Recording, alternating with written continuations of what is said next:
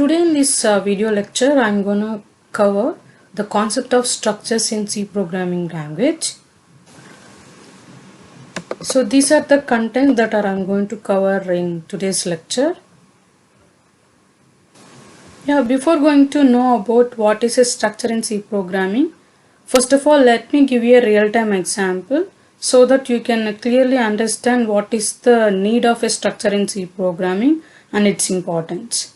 Suppose you wanted to store some information like name of a student and roll number and branch and percentage of marks for a particular student. It is very easy to store such kind of heterogeneous information via separate variables for one or two students. But our aim is to store all these kind of heterogeneous data. Why I'm calling this data as heterogeneous? So since name is a string and roll number is an integer and branch is again a string, and here percentage of marks is a floating point kind of data. So all together we can call it as an heterogeneous kind of data. So if you want to place all this heterogeneous kind of data under one place, and also think about if you want this kind of information for more than 100 students, then how it is possible? Please think about it. So if you want to store such kind of information about each student, and definitely it is possible via separate variables, but it leads to time consuming as well as memory consuming. So hence we cannot treat this as a very good idea. Why? Because as a good programmers we need to always concentrate it to reduce time complexity as well as memory complexity. For the purpose one, we might think that array is also a good idea to use, but in case of array we can also treat it as a good option, because array has the capacity to store more than one element, but all these should be of same type. That means it can have the capability to group the data items which are of same type. That means homogeneous kind of data. So but in our case we need to store heterogeneous kind of data. That means different kinds of data under one place. So obviously array is not a best option. So to alleviate those purposes, in the previous example scenario, we can use a concept called structure.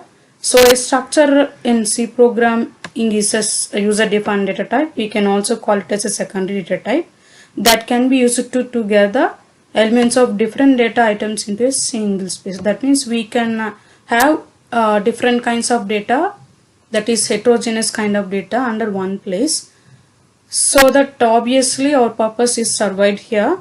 So in order to define a structure we need to use struct keyword.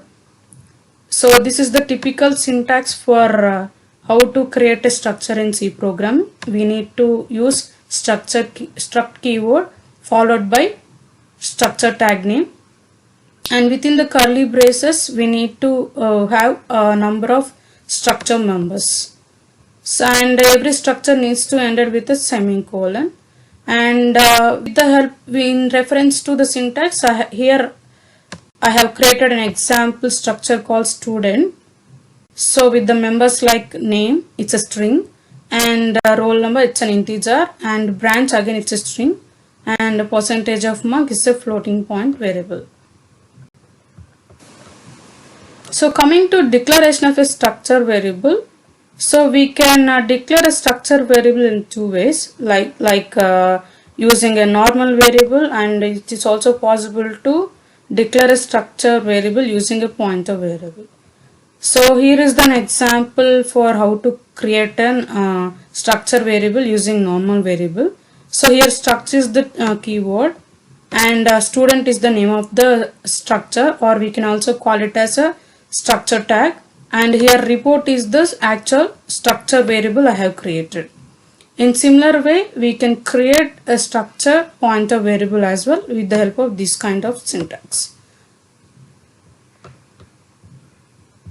So in short we can see how to declare and initialize and access a structure variables and everything via demo. So but before that, let me cover all the syntaxes and how do we create all such statements in programming. So coming back to initialization, so this is the typical initialization process. So suppose let us consider this structure student. So how can you initialize the values for these structure members? That means initialization is nothing but assigning values for these variables, right? Yeah.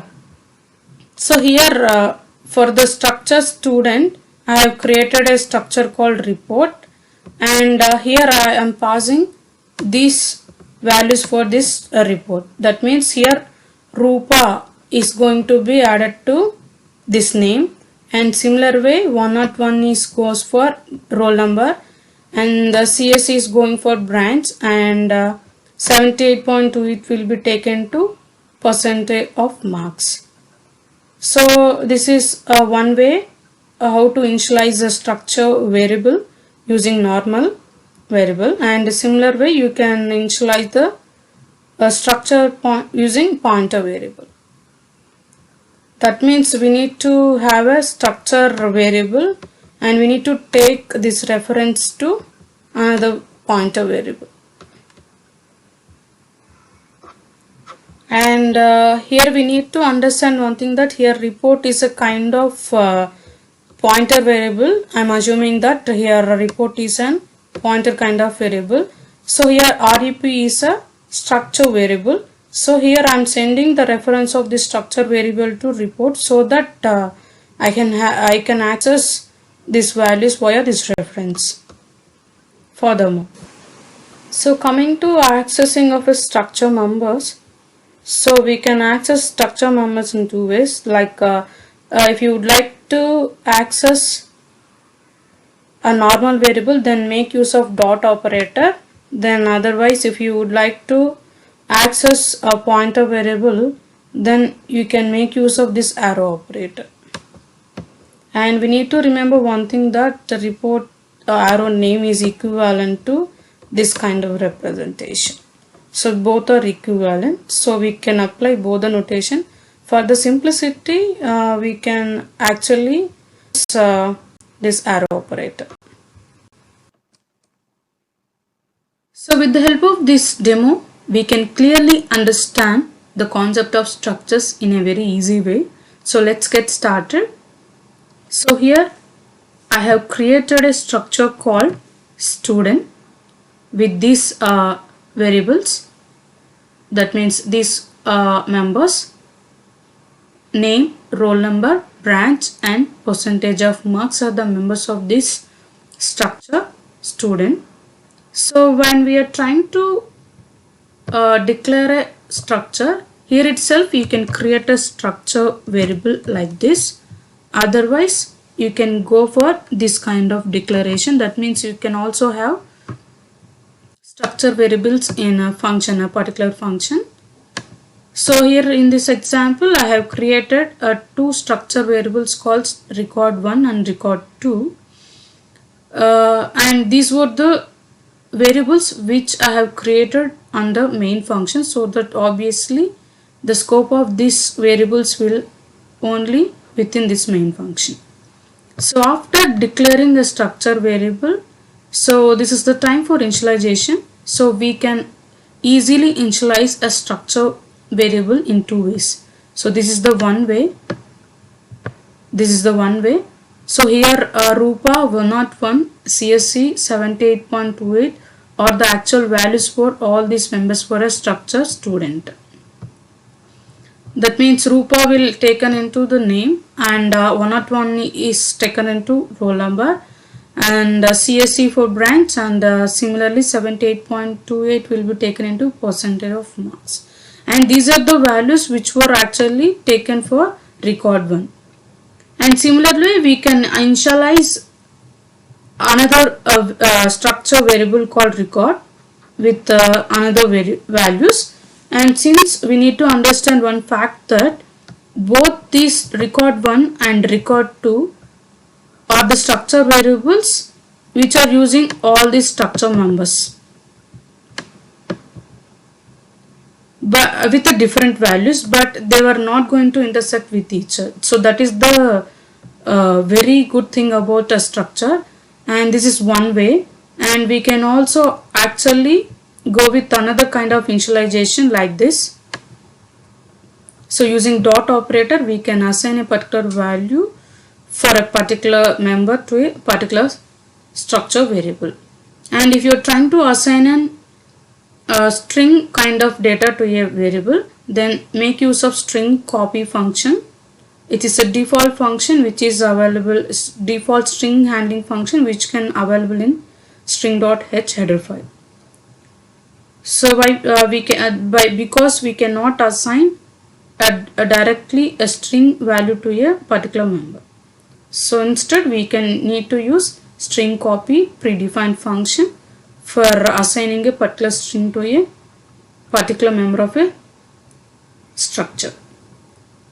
So after initializing, so now this is the time for accessing. So since I have taken a normal variable, so with the help of dot operator, we can easily access a particular variable. That means here record1 is the name of the structure variable I have already created, and with the help of dot operator I am accessing a member name. So in this example, if you are doing it, so we need to get the value Rupa. Why? Because for record1 the value of name is Rupa, which I have already initialized earlier. So in this way we can easily access structure members. So let's go for the execution process.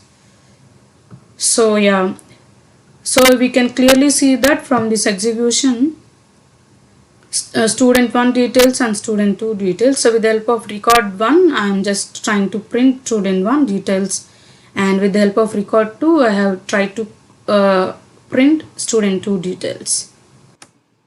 So in this example I am going to show you how to create a pointer for a structure. So far we have seen how to create a normal variable for a structure. So in this example I would like to show you how to create a pointer variable. So through this statement like this, we can easily create a pointer. So for the given structure student, which I have already created earlier, and now I would like to create a pointer variable called ptr for this structure. So here we can see record is a normal variable for the structure student, and ptr is the pointer variable for the structure student. And within ptr I am taking the reference of record, which is a normal variable, and after that I am just initializing the record with these values, and after that I am just accessing these record values with the help of pointer. So when we are trying to access members of a particular structure with the help of pointer variable, we need to remember the fact that we need to use arrow operator instead of using dot operator. Why? Because dot operator is used to access a structure member using a normal variable, whereas if you are making use of arrow operator, you can actually access members of a structure using pointer variable. So we can also use another notation like star ptr dot name instead of using this arrow operator, but for the simplicity we can use arrow operator for accessing members of a structure. So let us go for the execution.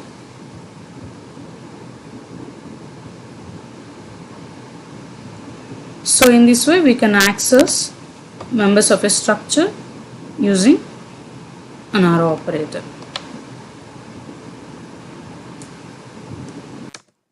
So in this example I would like to show you how do we can have an array of structures. That means how to create an array of structures. Suppose if you would like to store 100 student information, then so far we have seen that we need to create 100 different variables for the structures, right? And but for creating 100 variables, again it's a complex process, so that's why we can simply go for array. That means we can create an array variable for this structure, just like how we have created a normal variable and a pointer variable for a structure.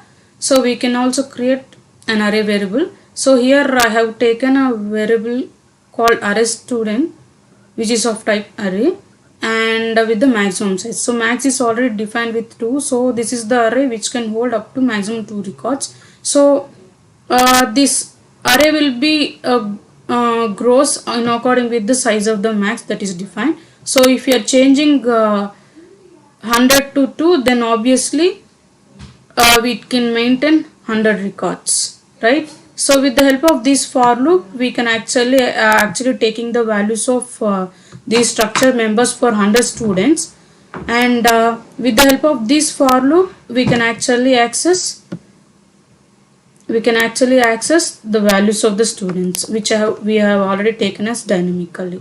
So while accessing, definitely we need to make sure that we need to access via its index. Why? Because since it's an array, we need to access for every time we are working with an array, we need to access via its index. So let us go for the execution.